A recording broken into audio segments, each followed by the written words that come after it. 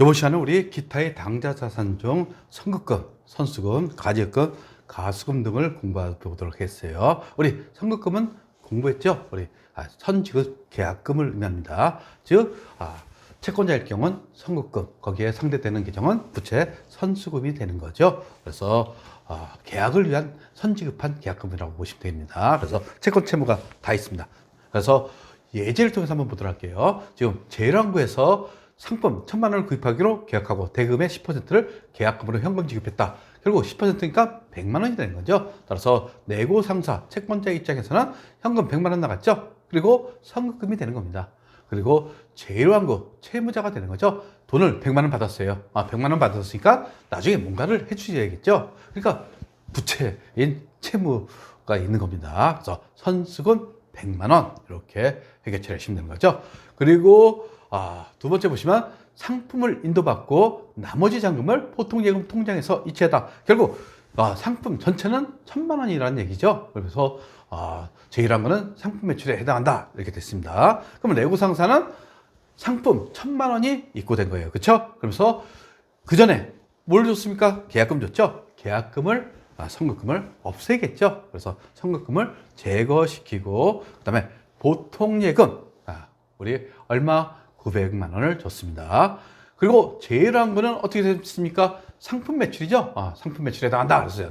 그러면 대변에 수익의 발생, 상품 매출, 그리고 선수금이 있었죠. 대변에 있던 거. 대변에 있던 선수금을 차변으로 날리시고 그다음에 보통예금에서 이체되니까 제1항구 보통예금에서 우리 내구상사 보통예금으로 이체시킨 겁니다. 이게 선수금, 선급금이 되는 거예요. 그 다음에 가수금, 가지금 제가 이것도 설명했어요. 임시계정이죠. 임시계정.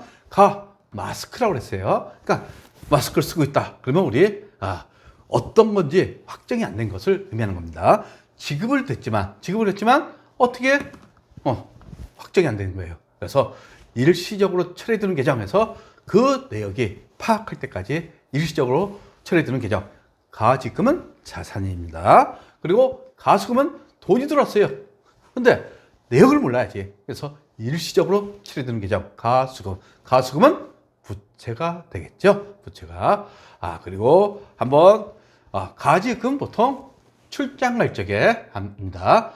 지금 홍길동이 대전에 출장하면서 출장비 명목으로 10만 원을 현금 지급했다 이렇게 했죠. 결국 10만 원에 대해서 확정된 게 아닙니다. 출장 갔다 와야지 얼마 썼는지 확정되겠죠. 따라서 이때 대변에 현금 10만 원이죠. 그리고 가지금 10만 원이 되는 겁니다. 결국 이 금액은 이 홍길동 사원이 갔다 와서 얼마 썼는지 확인이 돼야 됩니다. 그래야지 정리가 되는 거죠. 갔다 와서 정산했는데 숙박비가 4만 원, 교통비가 5만 원, 결국 9만 원이 여비교통비가 되고 만 원은 현금으로 반환하다 이렇게 했죠. 현금으로 반환하다. 따라서 가지금 있던 거 이것을 날리셔야겠죠. 가지금은 우리 임시계정이랬어요. 그래서 9만 원은 여비교통비가 되고 현금으로 반환하다고 그랬죠. 그래서 만 원은 현금으로 하시면 되는 겁니다. 그 다음에 세 번째 보시면 당사의 보통예금계좌에 30만 원이 입금됐는데 내역을 확인할 수 없대요. 그럼 보통예금에 30만 원 입금됐죠? 이때 지금 내역을 확인할 때까지 임시계정을 가수금이라고 그랬어요. 따라서 대변에 가수금 이렇게 하시면 되는 거죠. 근데 이제 네 번째 보니까 우리 확인이 된 거예요. 한라의 외상매출금 10만 원과 상품매출 계약금 20만 원. 결국 우리 외상매출금 회수한 거하고 상품매출 계약금은 뭡니까? 우리 선수금이 되는 거죠. 선수금으로 받았다는 얘기입니다. 결국 가수금 30만 원 내역 확인됐으니까 다 날리셔야겠죠. 그리고 외상매출금 10만 원하고 선수금 20만 원 이렇게 하시면 되는 겁니다.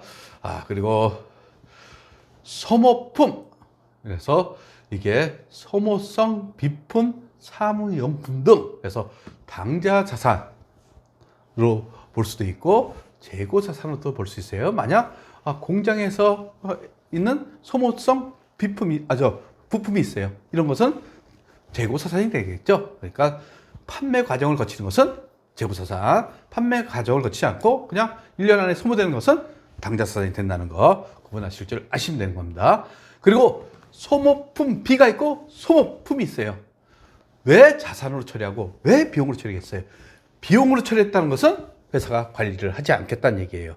근데 자산으로 처리한다는 것은 회사는 자산을 관리하겠죠. 그래서 회사에 따라서 중요성이 틀려집니다. 거기에 중요성에 대해서 제가 설명해줬죠. 특정 회계 정보가 정보 이용자에게 의사결정에 영향을 미치는 정도를 말한다 이렇게 했어요. 회사가 아주 큰 삼성전자예요. 근데 노트북가 얼마입니까? 200만 원. 삼성전자로서는 그 200만 원 돈도 아니에요. 예? 근데 우리 같이 중소기업, 그리고 사장이 하나의 분이, 사장 하나에 종업원이 하나인 종업원이 두 분이 없어요. 근데 노트북이 200만 원 있어요. 이것을 어떻게 합니까? 자산으로 처리한다 이겁니다. 따라서 회사의 그 상태에 따라서 중요성은 달라질 수 있다는 거. 따라서 다만 금액의 대소를 판단할 수가 없어요. 회사 규모가 삼성전자일 경우는 별로 중요하지 않죠. 200만 원은. 근데 조그만 기업들은 중요할 수가 있다. 그것을 보시면 되겠어요. 이게 중요성에 대한 겁니다. 그럼 한번 예제를 통해서 한번 우리 회계 처리해 보도록 할게요. 사무용 소모품 100만 원을 구입하고 대금은 외상으로 했다. 비용으로 처리하시오. 소모품 B죠. B. 소모품은 자산, 소모품 B는 비용. 그러니까 회사는 별로 중요성이 없는 거예요. 사무용 소모품. 사무용 소모품 대표적인 게 복사용지 아니면 볼펜 이런 것을 의미하는 거죠. 그래서 대변에 외상으로 구입했다. 여기서 외상으로 구입했다 했는데 여기서 외상 매입금하면 틀린 겁니다. 당연히 상거래 이해 채무니까 미지급으로 해야 된다는 거.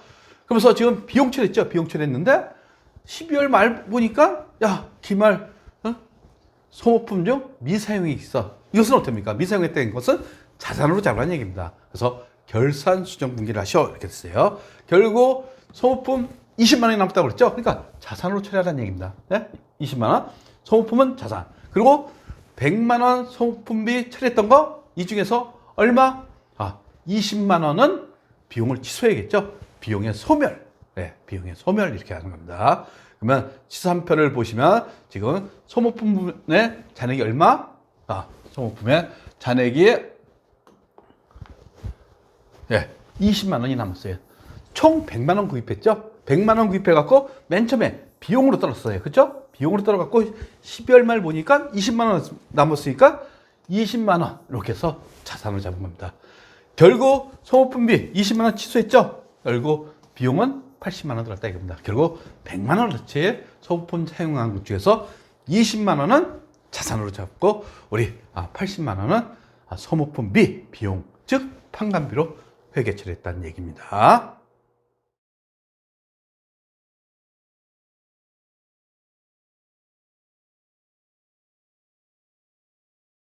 구독과 좋아요는 우리에게 큰 힘이 됩니다.